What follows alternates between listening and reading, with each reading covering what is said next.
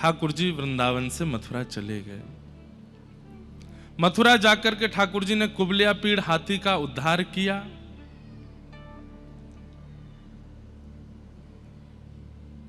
कुबलिया पीड़ हाथी का उद्धार किया, कुब्जा का उद्धार किया।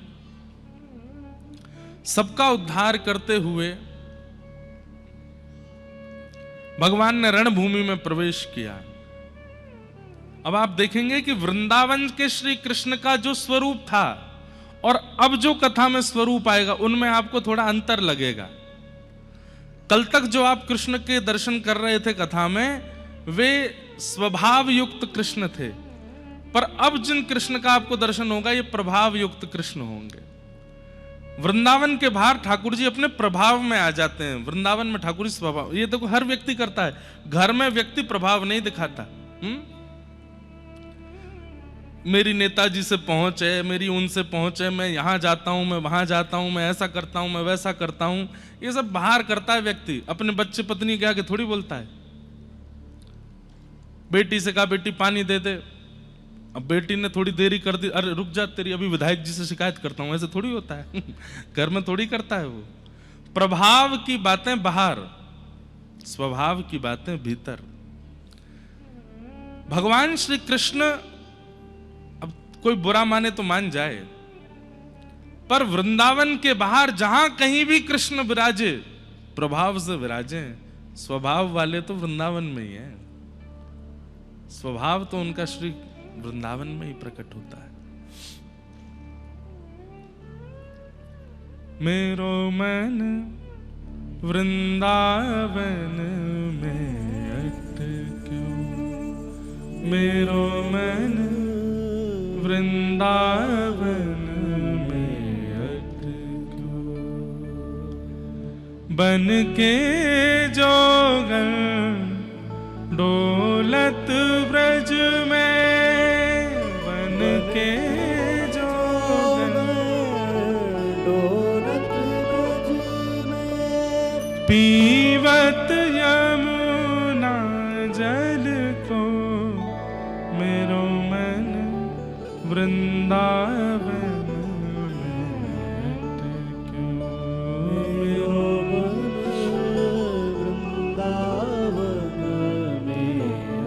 वृंदावन में स्वभाव है कृष्ण का। ठाकुर जी जैसे ही पहुंचे मथुरा में जाकर के प्रभाव दिखाने लगे। रणभूमि में जैसे ही प्रवेश किया, मल्लानाम मशनिर्णीनाम नरवर स्त्रीणाम स्मरो मूर्तिमान, मल्लानाम मशनिर्णीनाम नरवर स्त्रीणाम स्मरो मूर्तिमान, गोपानां स्वजनो सतां क्षितिभुजां शास्त्रा सुपित्रो शिशु, मृत्युर्भोजपतिर्विराट विदुषां तत्त्वं परमयोगिनां, वृष्णीनां परदेवतेत विदितो रंगं गतः साग्रज। सबको भगवान अलग अलग दिखाई दे रहे हैं।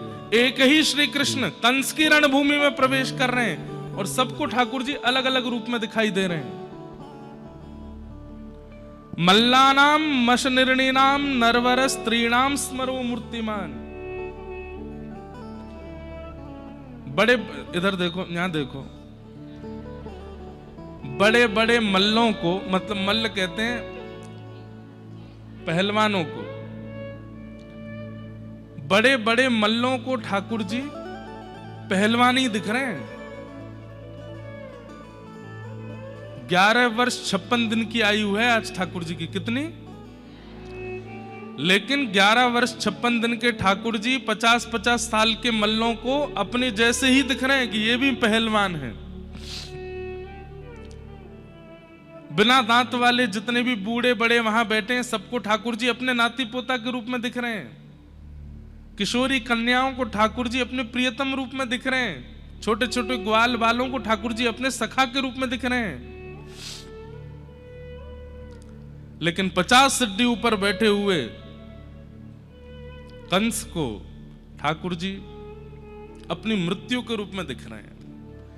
भगवान की सुंदरता का इतना वर्णन किया गया भागवत जी में, रामायण में राम जी का, लेकिन दुर्भाग्य देखो, कंस को इतने सुंदर श्री कृष्ण में भी मृत्यु दिख रही है, और रावण को प्रभु श्री राम में अपनी मृत्यु का दर्शन होता है।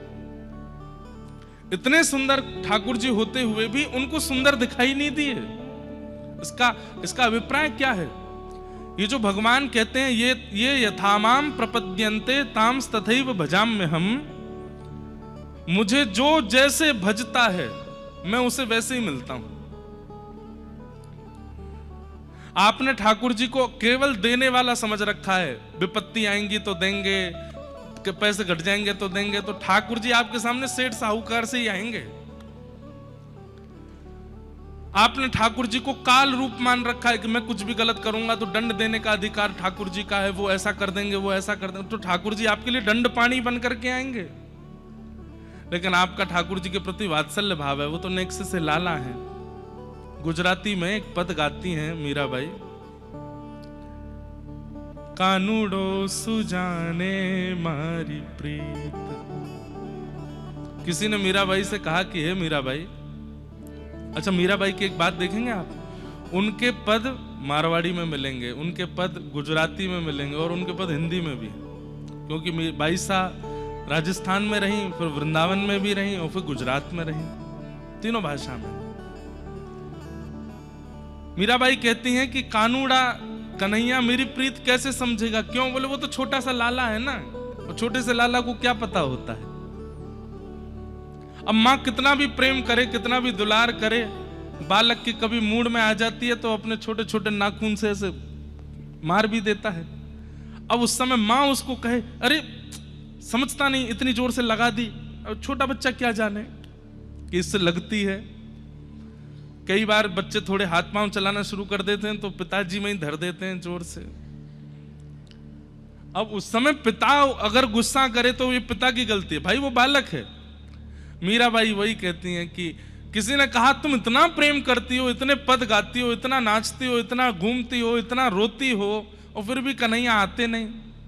तो बाई सा कहती हैं उनको दोष मत दो, छोटे लाला है ना, वो क्या जानेंगे कि मैं कितना प्रेम करती हूं। ये तो मेरा स्वभाव है कि मैं प्रेम करूं। सबको ठाकुर जी अलग अलग रूप में दिख रहे हैं, और इससे ये बात सिद्ध होती है कि आप जैसा विचार करते हैं ठाकुर जी वैसे ही दिखेंगे। किसी ने कहा ठाकुर जी का रूप कैसा है? बोले जैसा बना लो वैसा है, जैसा आप चाहोगे वैसे हैं ठाकुर जी। पंढरपुर चले जाओ तो वही ठाकुर जी ऐसे खड़े हैं, नाथ द्वार चले जाओ तो वही ऐसे खड़े हैं, वृंदावन चले जाओ तो वही ऐसे खड़े हैं, तिरुपति वेंकटेश भगवान का दर्शन करने चले जाओ तो वहां ऐसे खड़े हैं, द्वारिकाधीश चले जाओ तो वहां ऐसे खड़े हैं,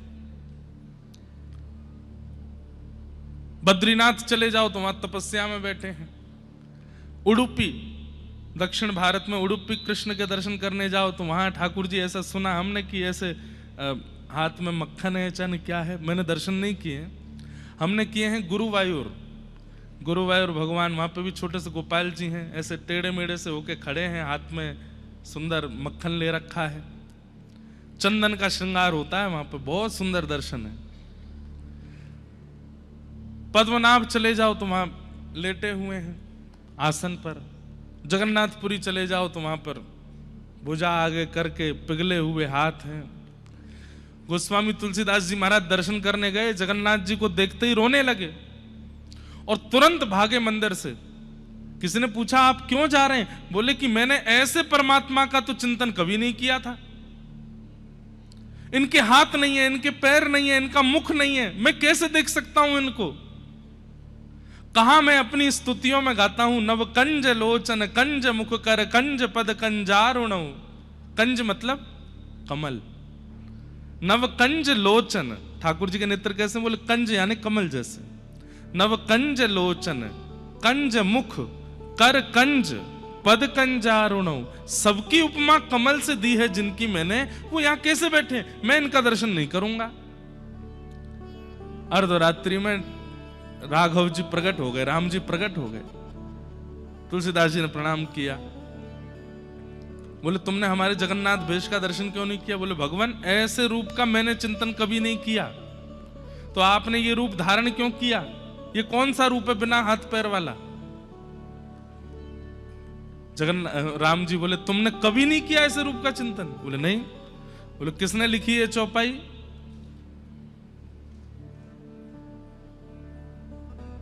कैसे है, मैं तो भूल गया। निज कर कर्म करहु विधि नाना, बिन पग चलहि सुनहि बिन काना। बिन पग चलहि सुनहि बिन काना, कर बिनु कर्म। निज कर कर्म करहु विधि नाना। बिना पैर के जो चलता है, बिना कान के जो सुनता है, बिना हाथ के जो सब कुछ कर देता है, ऐसे है प्रभु श्री राम। किसने लिखा ये? गोस्वामी जी को तुरंत याद आया। बोले अरे सॉरी प्रभु, मैं तो भूल ही गया था। बोले ये वही रूप है, जाओ दर्शन करो। बिना हाथ के हम भोजन करते हैं। और जगन्नाथपुरी में एक बात और है, कभी दर्शन करने जाइए, और दर्शन करने कभी क्या जाओ, हमारे साथ चलो। 17 सितंबर से 17, 18, 19, 20, 21, 22, 23, 17 या 18 से कथा है जगन्नाथपुरी में। और वहां अभी सितंबर में, इसके बाद खरगोन है, खरगोन के बाद जगन्नाथपुरी। और वहां इतना सुंदर महाप्रभु जगन्नाथ जी का स्कंद पुराण में जो महात्म है, गीत गोविंद के जो भाव हैं, सबको सुनाएंगे वहां।